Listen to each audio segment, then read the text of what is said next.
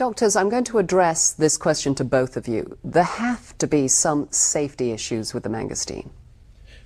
The first thing I'd like to say, Abby, is that one of the benefits of traditional medicine, medicine that has been used by cultures in various parts around the world, is that they use an herb or a fruit for century upon century, and it's passed down from family to family, that from record to record shows which fruits or herbs are helpful, which herbs or fruits are toxic or have harmful effects, and that there is not one documented case in any research that I've been able to uncover that demonstrates there's any type of adverse or toxic property to the mangosteen fruit, the pericarp, its seeds.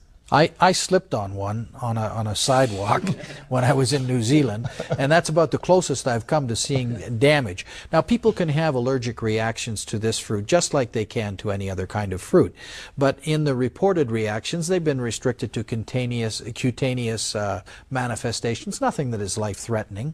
So it's not that people cannot have adverse reactions, but they aren't life-threatening. They don't fall into the same category as drugs do.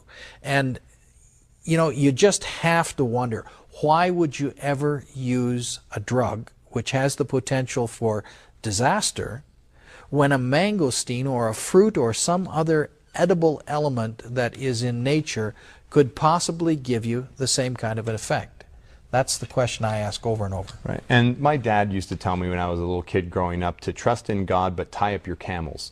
And so if you really want to make sure that things are safe, what we did is direct 2 studies that were toxicity studies done with laboratory rats, megadosing the mangosteen fruit in different concentrations to a group of rats over a month.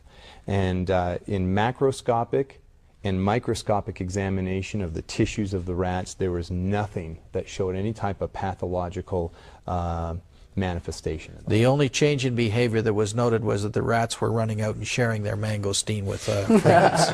Which brings me to the next question. I think everybody's thinking of stockpiling the mangosteen right now. Is there a limit to how much we should be taking? Well, you know, with the rat studies, there were no toxic limits. When you do studies like this, you try and establish some dose at which the animal or the person that you're using with is going to have adverse effects. We didn't ever find that toxic level. So there is no toxic level. However, in minimum dosages, when someone is looking for a therapeutic effect, something's gone wrong with them, and they're trying to get that in some way reversed through the assistance of the mangosteen, I recommend that because it has a half-life of 4 to 6 hours in the human body. In other words, it remains in the circulation for about 4 to 6 hours before half of it is gone, that it should be dosed 3 times a day. Now, that's uncomfortable to have to take something 3 times a day, but that's the fact. And you would start with at least 1 ounce per dose, 30 ml for those who may be in a different system than we have here. And you could go up from that. There is no upper limit. More may be better. It in fact appears to be that way in very serious conditions such as cancer and major ailments. People take much more than 1 ounce 3 times a day. However, when you're looking for the benefits of prevention, a single ounce a day seems to be all that you need. Well, everybody hates to hear that C word, the cancer word. It certainly is a terrifying description. Nobody wants to ever hear it, Dr. Templeman, but I know that you believe that the mangosteen can really help in that direction, certainly with tumors. Well, in fact, what I wrote in the mangosteen, the X factor, was that it was an anti-tumor effect. And here again, we have to go back to the idea that we're working in petri dishes with cultures of human cancer cells. So taking human cancer cells from breast, from lung, from liver, leukemia, which is of course a blood type of cancer, and I know that there is a research project going on right now with ovarian cancer. Using these cancer cultures, we have incubated them with the xanthones from the mangosteen, and in no instance has there ever been a failure. In other words, the mangosteen has either killed or it has inhibited the growth of all of the cancer cells to which it has been exposed. And in fact, in Taiwan, at the university that studies Chinese medicine and compares it to Occidental medicine, there was a comparison done with regard to stomach cancer, breast cancer, and primary liver cancer, and they compared one of the xanthones from the mangosteen, a substance called garcinone E, to 6 cancer chemotherapy drugs which are standardly used today. And it outperformed 5 of them.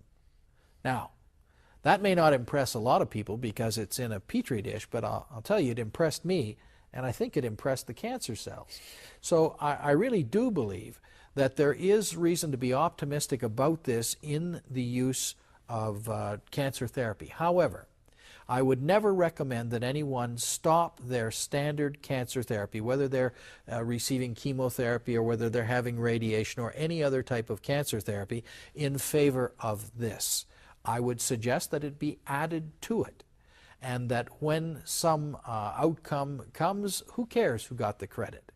But I have seen remarkable things happen with regard to cancer when folks have used the mangosteen as well as everything else at their disposal.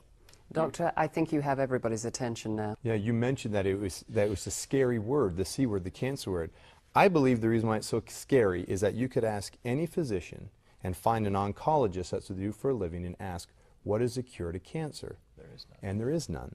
And I know oncologists do the best job they can with the drugs that they have, but there is still to this day no cure for cancer. And there is comparing the number of mortality, the mortality rate. The percentage mortality. Yeah, percentage mortality rate 30 years ago to 2004, it's about the same. We're talking about the 4 big killers. We're talking about colon cancer, lung cancer, prostate cancer, and breast cancer. And yet you look at something like an herb, what else can there be in nature that can help? And that's why I believe that even though these are done in a petri dish, these studies that Dr. Templeman mentioned have all come out in the past couple of years, published in peer-reviewed journals, and that there are anti-tumor properties to this, and there's still a lot of study to be done. There's a lot of promise in this fruit. You certainly have a lot of people's attention right now. Dr. Morton, I have to ask you, can one fruit just be a cure-all? No. Abby, I don't believe any fruit or herb or drug can be considered a cure-all. There's no such thing as a silver bullet when it comes to medicine. But in saying that, the mangosteen fruit has been used for numerous types of health conditions in Southeast Asia, and centuries of experience and use for health conditions cannot be wrong. Plus, I like what Dr. Templeman said, and that is science is now just catching up with what people have already known. So for the past few years, I keep collecting journal article upon journal article that has demonstrated and has really demonstrated how the mangosteen fruit can work in inflammation in Billy's case, or as an antibacterial agent, or an antiviral agent, or an antioxidant agent.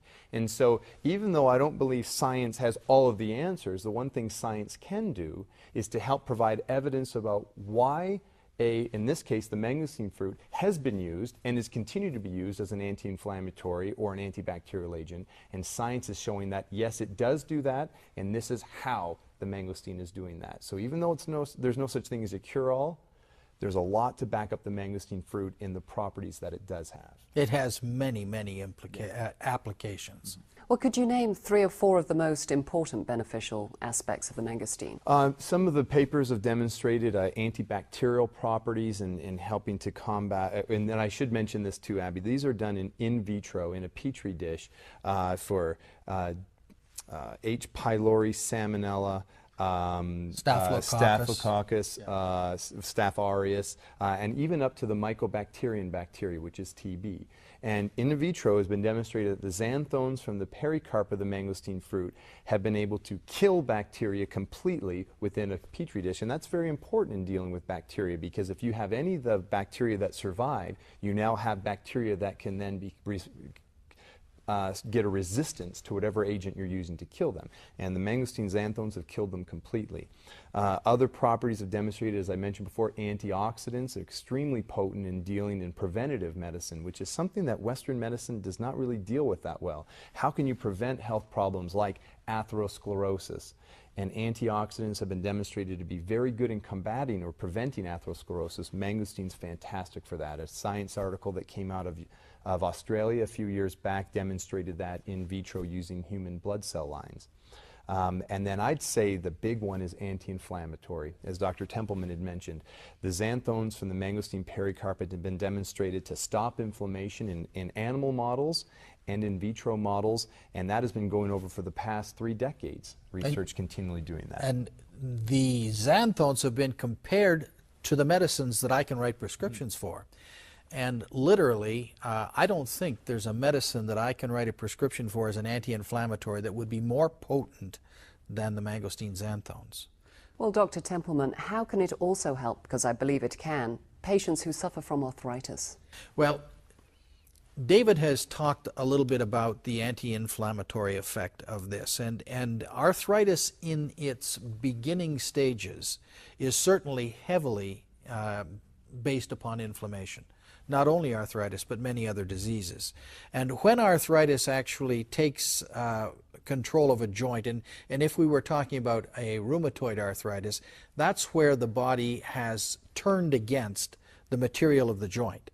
The immune system of the body has actually mistakenly believed that the material of the joint is foreign tissue, and so it attacks it and it destroys it. And that is a pure inflammatory process. So that when you give the mangosteen to people who have these problems, you get wonderful results. I had a golfer, a fellow who had actually earned his living by being a golfer, a golf pro. And he had contracted a particularly aggressive form of rheumatoid arthritis, so much so that in a matter of months he was bedbound with a number of very hot, red and inflamed and painful joints that standard medication was not able to help at all.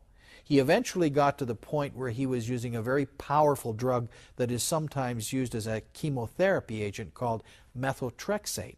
But in fact, it's so toxic it can only be used for a short period of time in any individual patient. Now, the methotrexate allowed him to get up and to walk around, and he could in fact golf a little. But he knew that he was coming to a time when the methotrexate could no longer be prescribed to him, and he was desperate.